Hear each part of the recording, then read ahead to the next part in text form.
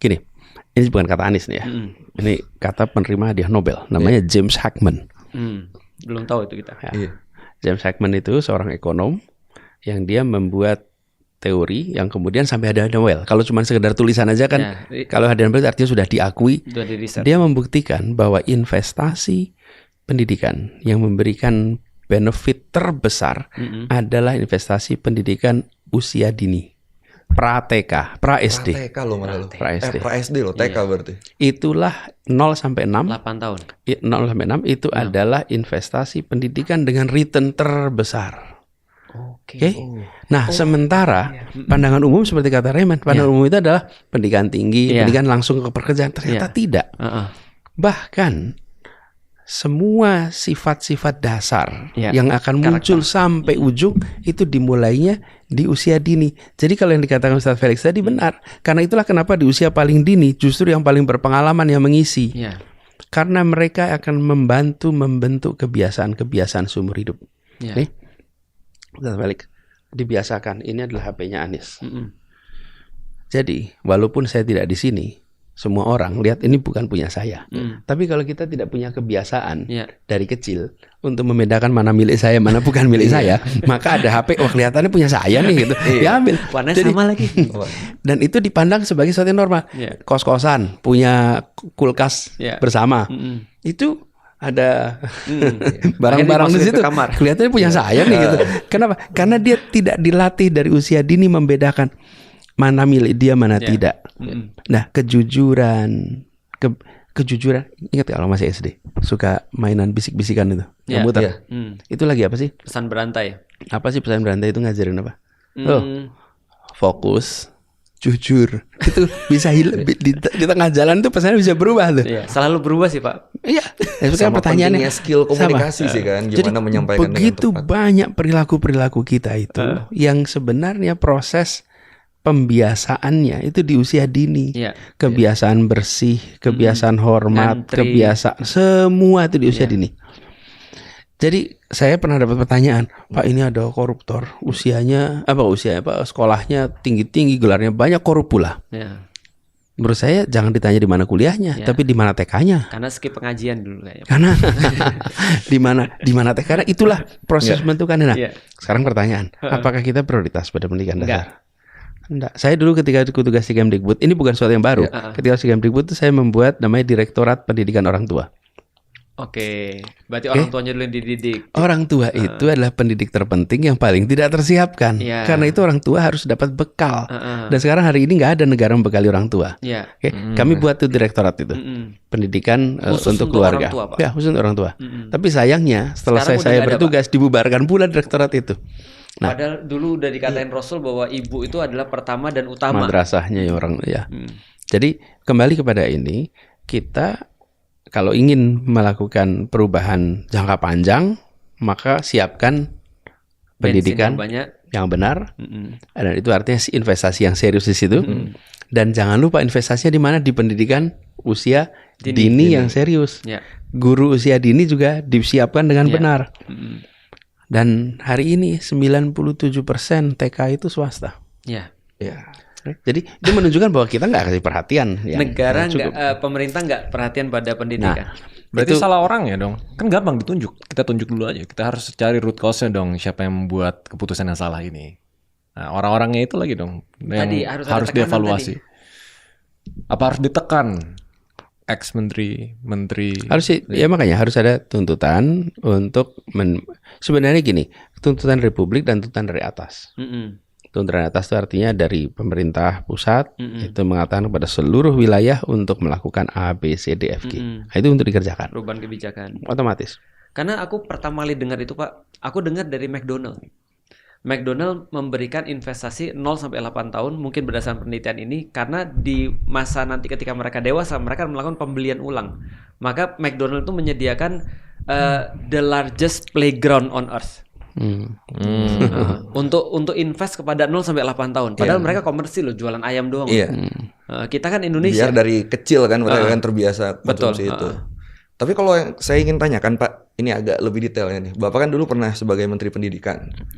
Terus mulai nih.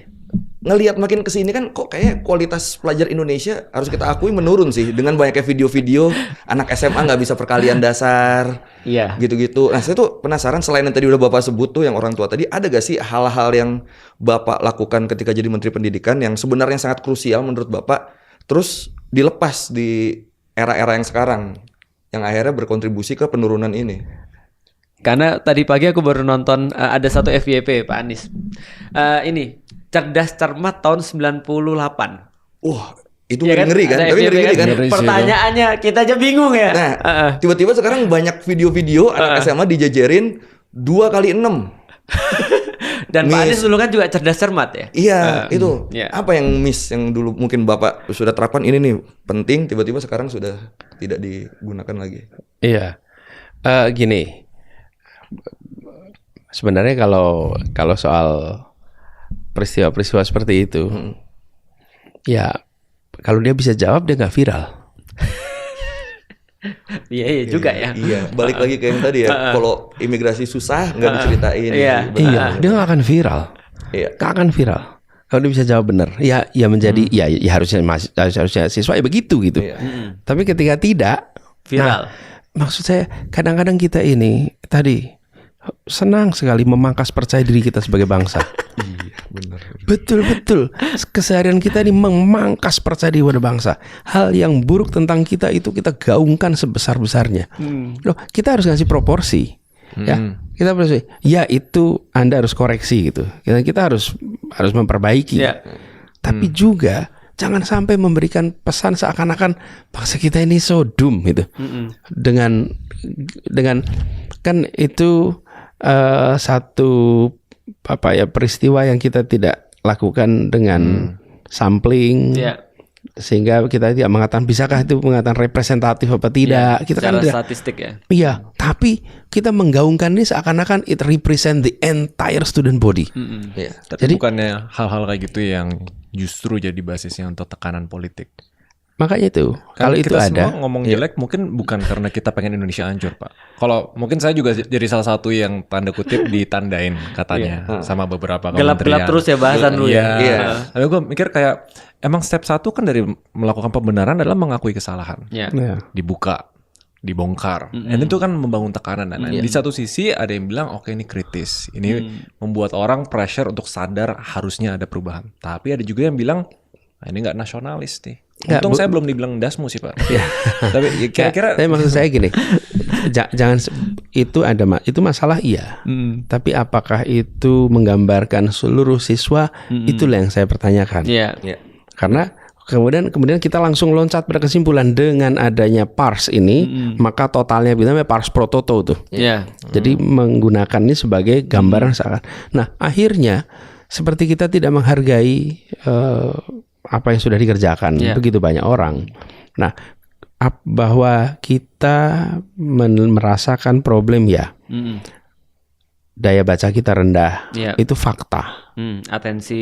Span of attention kita rendah, itu fakta. Itu semua harus dikoreksi dan itu harus diperbaiki. Tapi juga kita melihat bahwa sebagian dari anak-anak kita yang bekerja dengan baik itu juga potensi yang besar gitu. Jadi dan kita akan selalu gap itu tinggi sekali. Saat ini ya, menurut saya salah satu masalah utama antara kualitas pendidikan di perkotaan dengan kualitas pendidikan di pedesaan. Perkotaan pun antara kota primer dengan kota tersier. Itu beda sekali. Nah, jadi banyak anak-anak kita sering kan melihat anak-anak dari daerah mana dikirim sekolah SMA-nya ke Bandung, ke Jogja, ke Malang, ke Jakarta supaya mereka dapat SMA yang lebih baik. Karena ada gap, itu fakta. Jadi yang dikatakan Koi tadi itu sebuah cerminan gitu atas gap itu. Dan itu yang harus kita perbaiki. Tapi jangan juga bahwa itu semuanya tuh. Tapi itu itu saya terjadi tuh. Tapi kalau secara data pun nih Pak ya, dari hasil tes PISA 2022, saya habis googling, Indonesia itu sekarang peringkat 69 dari 80. wow. Skor rata-ratanya 366 buat matematika, 359 untuk membaca, dan 383 untuk sains. Itu di bawah. Kalau di level tuh dari 6 level, Pak. Kita tuh di membaca tuh di peringkat 2. Kita berhenti di peringkat 2, nggak bisa naik level tuh. Jadi emang banyak pelajar kita yang tidak bisa mengerti paragraf, ngerti makna kalimat, begitu-begitu. Ini ya terjadi itu tadi. Oh, maaf Pak. Dan skor ini menurun dari yang 2018. Secara peringkat Indonesia naik, tapi skornya menurun sebenarnya. Menurun pisahnya dan kita kalah jauh sama Vietnam. Iya. Benar sekali. Jadi kenapa Vietnam serius soal pendidikan? Makanya saya katakan tadi kita harus membereskan soal pendidikan ini lengkap, aksesnya tadi yang itu, yang kedua kualitasnya. Kualitasnya yang diukur salah satunya dengan PISA. Kemudian pengajarnya, gurunya. Menurut saya salah satu kunci utamanya adalah kompetensi guru yang itu gapnya jauh luar biasa. Tapi ini tidak akan mungkin selesai kalau alokasi anggaran nggak cukup. Kenapa? Bayangkan guru saja yang mengajar itu status kepegawaian nggak jelas, remunerasi nggak jelas. Nah, kalau mereka digaji hanya cukup untuk hidup 20 hari, ya dia akan pecah konsentrasinya.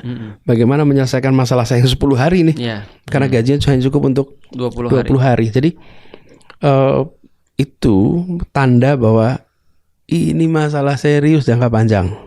Dan benar sekali. Salah satunya kita lihat tetangga kita Vietnam, yang dulunya di belakang, makin hari makin ke depan. Kenapa? Karena dia fokus dalam urusan pendidikan, pendidikan investasi ini yang harus kita kerjakan.